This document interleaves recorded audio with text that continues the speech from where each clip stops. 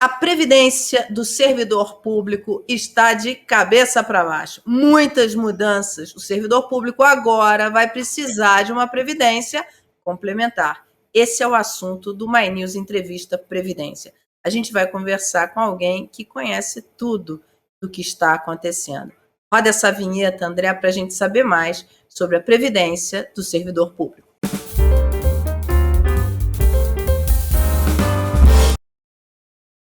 Juliana, muito bem-vinda aqui ao My News Previdência, tudo bom?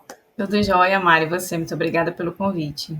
Juliana, a gente tem recebido tantas dúvidas de servidores públicos que não sabem o que fazer, como escolher a previdência. É um novo contingente de pessoas que entram para o mercado de previdência complementar. Conta para a gente o que está acontecendo e o que eles têm que prestar atenção. Exatamente, Mara. Isso não é uma novidade, infelizmente o brasileiro ele acaba deixando as coisas para o final mesmo do prazo. Essa é um reflexo que veio agora, né, bem mais visto pela sociedade, pelos servidores públicos em particular, é um reflexo da reforma da Previdência lá aprovada em novembro de 2019. Essa reforma ela mudou alíquotas, ela aumentou prazos, ela fez uma série de outras alterações que impactam tanto a previdência do funcionário privado quanto agora a previdência do funcionário público, do servidor público. Em particular, com relação ao servidor público, ele tem ainda, os servidores atuais têm essa prerrogativa de se aposentarem com o último salário, ou com salários maiores que tiveram ao longo da vida, enfim, ele se aposenta com um salário muito mais próximo do salário do final da carreira do que o salário que ele tinha lá no início da carreira. A reforma da Previdência mudou isso e mudou para os novos servidores, então você aí que está pensando em fazer um concurso, já precisa dar uma olhada também para a sua Previdência, porque ela agora mudou e ela se aproximou mais da Previdência do funcionário privado. Isso quer dizer o quê? O funcionário privado ele se aposenta com o valor máximo que ele vai receber aí ao longo da sua aposentadoria, e esse valor ele é conhecido como o teto do INSS. Então, para os servidores públicos, agora também vai ter o mesmo teto. Então, caso ele se aposente com um salário que é maior que esse teto, ele não vai receber esse último salário na aposentadoria. Ou seja, Juliana, antigamente o servidor fazia o concurso esperando que ia chegar lá na aposentadoria dele, ele ia manter o salário, o último salário ou a média dos salários, né? Como eram ali as reformas. Agora não, agora o maior salário, não importa quanto ele ganhe, o maior salário que ele vai ter é o teto do INSS. Exatamente, Mara. E aí a gente sabe que tem salários muito maiores que o teto, né, em várias carreiras do serviço público, muito aquelas carreiras também do serviço público federal. E aí, mesmo para esses grandes salários, altos salários, o maior salário, quer dizer, o maior valor de aposentadoria vai ser aquele valor do teto do INSS. Então, como resolver isso, né? O governo ele colocou uma alternativa para o servidor. E aí é bacana porque essa alternativa ela vem também com um grande grau de transparência do servidor conseguir ter acesso, porque hoje a gente paga a previdência todo mês e a gente não vê esse valor desse dinheiro, né? Esse dinheiro vai para pagar os atuais aposentados, por exemplo, eu não tenho ali uma gestão sobre esse dinheiro, ele não é investido, enfim. Na previdência complementar, que é a forma que o servidor pode, novo servidor público, complementar esse valor que vai ser, né, a diferença entre o último salário dele, que vai ser um salário enorme, por exemplo, sei lá, 10, 15 mil reais, do valor do teto hoje, que é um pouquinho mais de 7 mil reais. Se ele quiser complementar essa diferença, ele vai aderir a uma previdência complementar e vai fazer uma contribuição além daquela que ele faz hoje para o RPPS, que é o regime de previdência desses servidores públicos. E aí, com isso, quando ele faz essa adesão, ele ganha uma ajuda do empregador dele. Então, no exemplo que você deu ali na última postagem sua do canal, a prefeitura na qual aquela pessoa trabalha também vai contribuir juntamente com ela para ajudá-la nessa previdência complementar. Então, ambos continuam contribuindo para a previdência do RPPS até o limite do teto, é bom a gente ter isso sempre em mente, e além do limite do teto, ele faz essa complementação junto a um plano de previdência complementar, e aí ele pode sim nesse caso, que ele fez um esforço de poupança, receber uma aposentadoria maior que o teto. E essa aposentadoria vai ser paga pela instituição que faz a gestão da previdência complementar dessa pessoa. Isso ficou um pouquinho mais claro aí. O funcionário público novo, ele já entra nesse regime novo. Agora, quem já estava lá?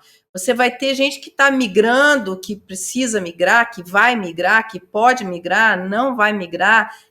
Como é que está sendo feita essa transição? Para quem já era servidor público.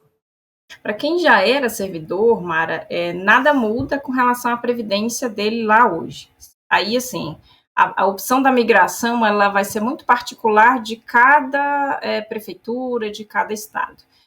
Cada estado e prefeitura que tem RPPS, eles vão ter que fazer uma legislação para dizer como vai ser a previdência complementar deles, né? Cada um vai definir ali as suas regras, isso que é legal, porque dá para adaptar para cada realidade de cada município. A gente tem município grande, pequeno, enfim, dá para fazer essa adaptação. Então, na lei, ele já vai dizer, pode migrar, até porque ele não pode vedar essa migração. O que o servidor vai precisar olhar vai ter algum incentivo a essa migração? E que incentivo é esse?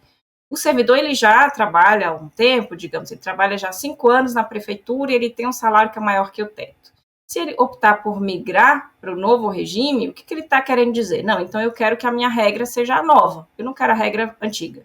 Na regra nova, o que acontece? Ele limita a sua contribuição da Previdência só até o teto e, portanto, limita também o benefício de aposentadoria que ele vai receber lá na frente, quando ele aposentar, também só o valor do teto. E aí, então, o legal da gente saber desse incentivo à migração é o seguinte, ele passou, então, 5 anos fazendo a contribuição no RPPS no valor maior que o teto. E essa contribuição que ele fez lá para trás fica, o município, a prefeitura, o estado, ele pode devolver para essa pessoa. Então, às vezes, faz sentido que ele migre, que ele receba de volta esse valor que ele contribuiu acima, esse valor ele pode até entrar no plano de previdência para essa pessoa, e aí ela passa, então, a adotar as novas regras. Essa migração, ela é irretratável, né? Então, se ele migrar, ele não pode voltar, se arrepender, não, agora eu quero a regra antiga, não dá para ele fazer isso, mas aí ele tem que sempre avaliar, e vai ser bem no caso a caso, viu, Mara? Porque depende do tempo que ele entrou no RPPS, se ele já contribuiu muito para lá, talvez não faz sentido ele ir mais para a regra nova. Do salário que ele tem, então se ele contribuiu sempre abaixo do teto, não faz sentido ele migrar, porque o salário dele é o abaixo, né? A previdência complementar, ela vem para complementar justamente esse valor acima. Então, realmente, essa migração ela vai precisar ser vista. Cada servidor olhar a lei que o município aprovou, que ele vai ter que aprovar na Câmara, então isso é público, né, aberto ao debate, isso também é muito bacana, e também se vai ter esse incentivo à migração. Já tem entes que estão aprovando legislações que não vão incentivar, ou seja, se o servidor decidir migrar é por conta e risco dele, mas tem também entes que estão falando, não, a gente vai devolver dessa forma, aí faz todo um cálculo e diz para o servidor como é que seria. E na hora dele migrar, é claro que a entidade que vai estar tratando da previdência dele vai disponibilizar para ele um simulador, que é um site, enfim, para ele colocar ali, quando que eu entrei no município, qual o meu salário, enfim, aí o simulador vai, com base nas leis que foram definidas a migração para aquele ente específico, falar, para você vale a pena, não vale a pena, se levaria isso, não levaria aquilo, enfim. Vai ser bem particular mesmo essa análise com relação à migração, tá? Então, quer dizer, não é algo dado assim, quer dizer, eu sou servidora, então é melhor eu manter ficar na regra antiga e não ir para a nova. Não, há casos em que talvez seja melhor eu ir para a nova. E há casos em que talvez seja melhor eu ficar na antiga. Eu vou ter que olhar caso a caso, cada um enfim, dos incentivos que eu vou receber. Esse é um ponto importante, então. Primeira coisa, olha se tem incentivo para migrar, né? Se você vai ter algum incentivo para migrar, porque senão talvez seja melhor ficar onde está, a não ser que você corra risco. Existe esse risco, né, de quebrar a previdência de um sistema desse de RPPS, do sistema próprio ali, da prefeitura ou do estado, existe? Já tiveram casos? Esses sistemas, eles são tanto o RPPS, Mara, quanto o RPC, né, que é o Registro de Previdência Complementar, eles são, assim, muito regulados e muito fiscalizados pelos órgãos públicos. O próprio RPPS, ele tem uma uma estrutura dentro do município que olha como é que está sendo essa gestão, que faz ali uma série de repasses de informações para a Secretaria de Previdência, que faz esse acompanhamento.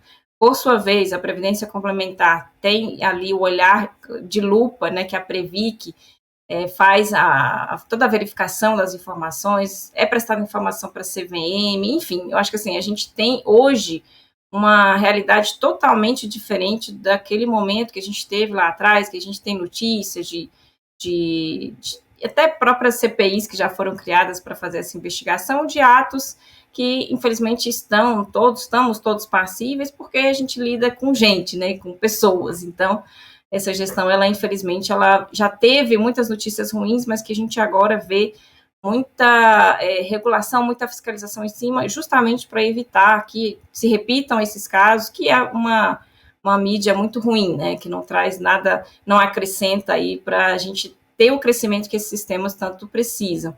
E aí, o que eu acho que é bacana também da gente colocar é que já tem muitos exemplos, a gente estava falando de migração.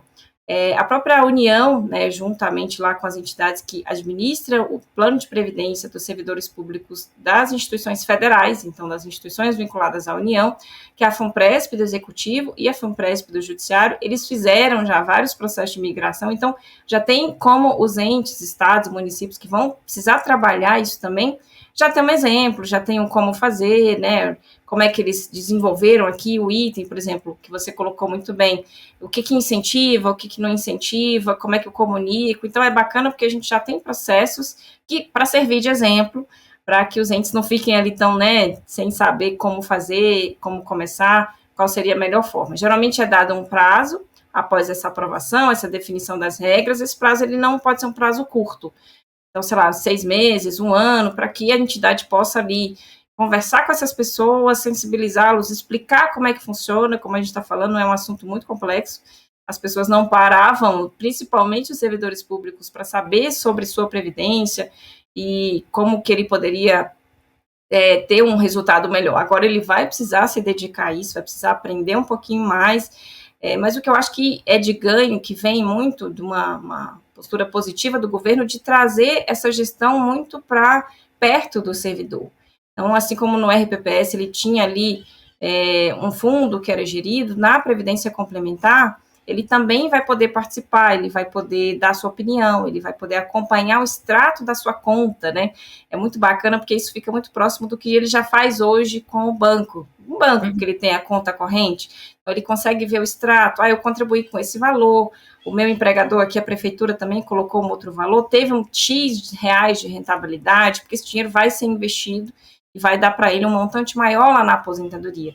Então, acho que tem nuances muito positivas para a gente poder trazer essa proximidade do servidor para a gestão da previdência dele, e não somente lá no momento que ele fosse aposentar.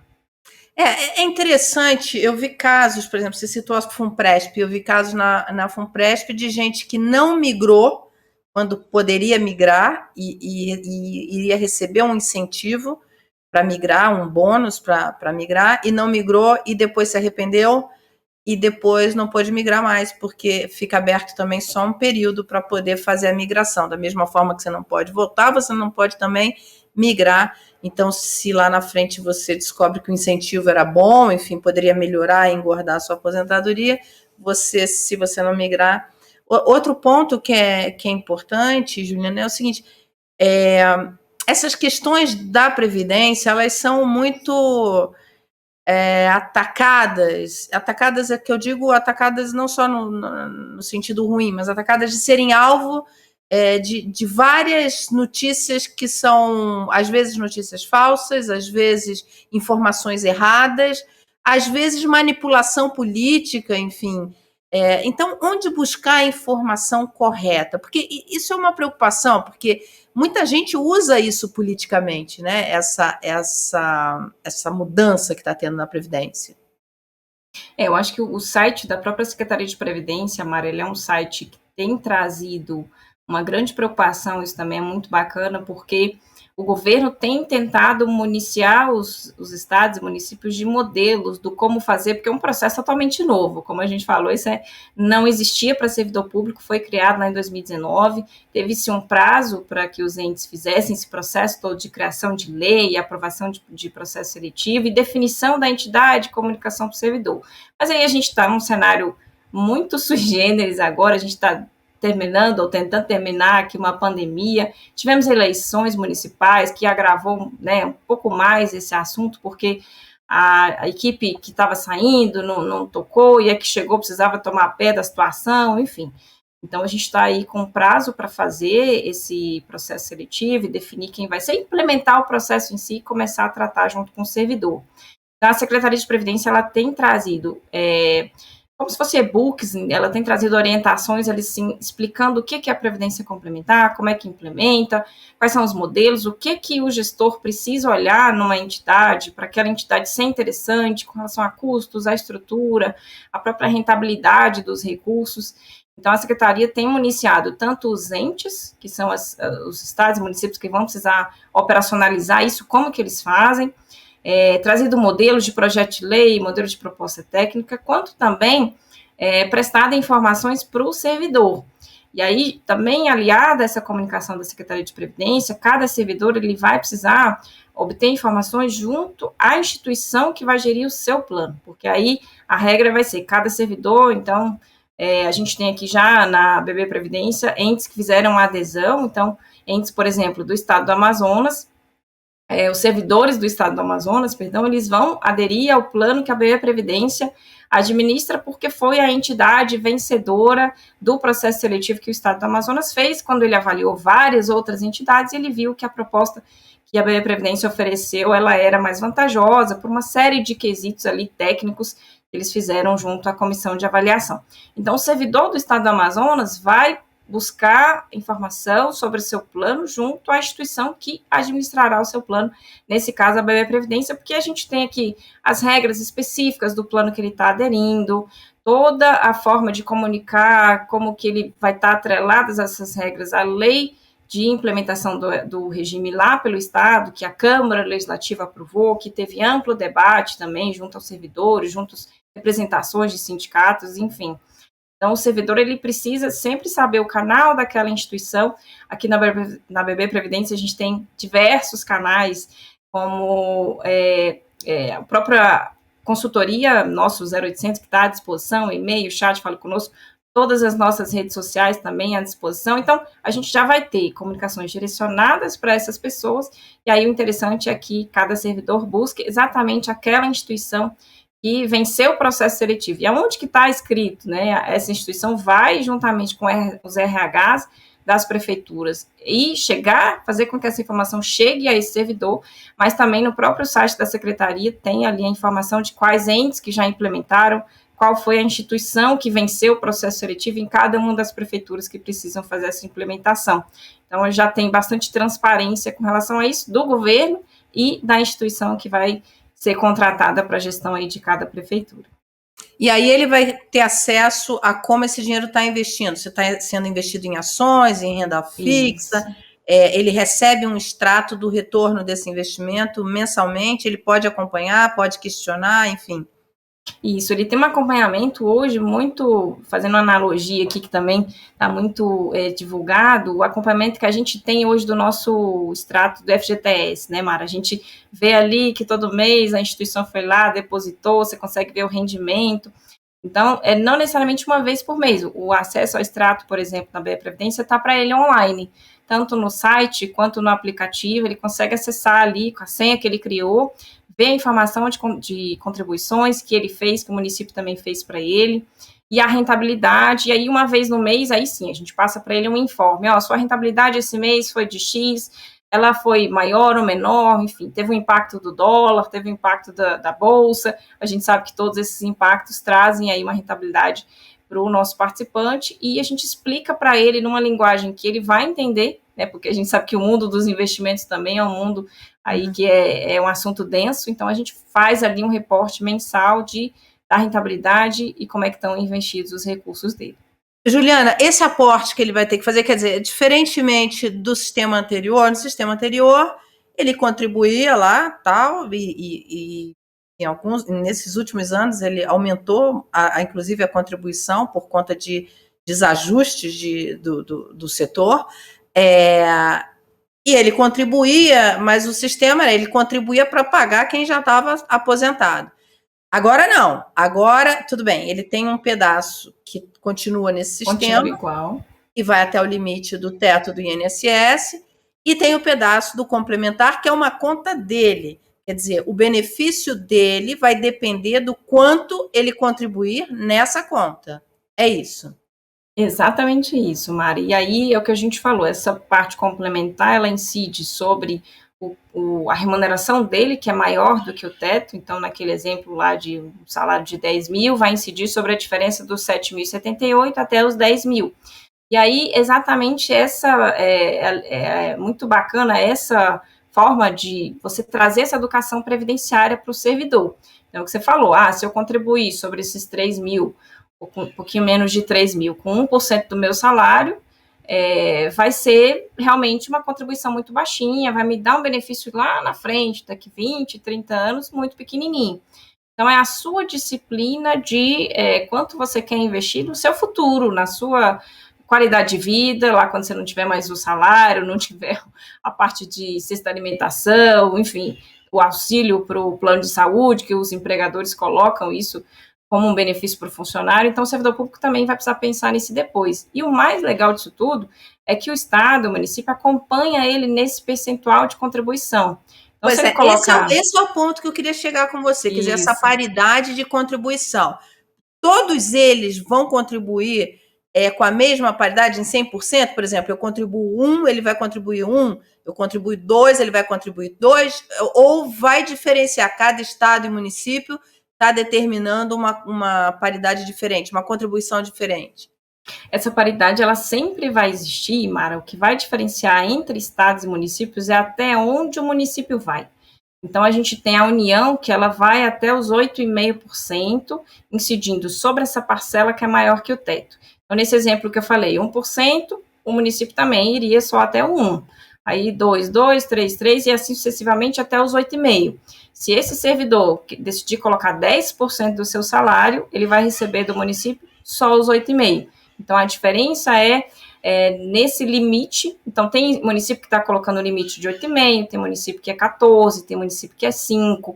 E aí, por que tem essa diferença? Porque essa é uma informação importante, porque, por exemplo, um município que coloca uma coisa de 14%, é interessante, porque se ele te dá a mesma coisa, quanto mais você for, melhor, porque na partida você tem 100% de ganho. Eu coloco Exatamente. 100%, ele bota 100%, quer dizer, é um investimento que na partida já está me dando 100% de ganho, eu dobro ali o investimento, né? Exatamente. Então, é bacana você ver isso, quanto mais, melhor. Então, se o município está me dando 15%, nossa, eu vou a 15% também, porque é exatamente esse 100%.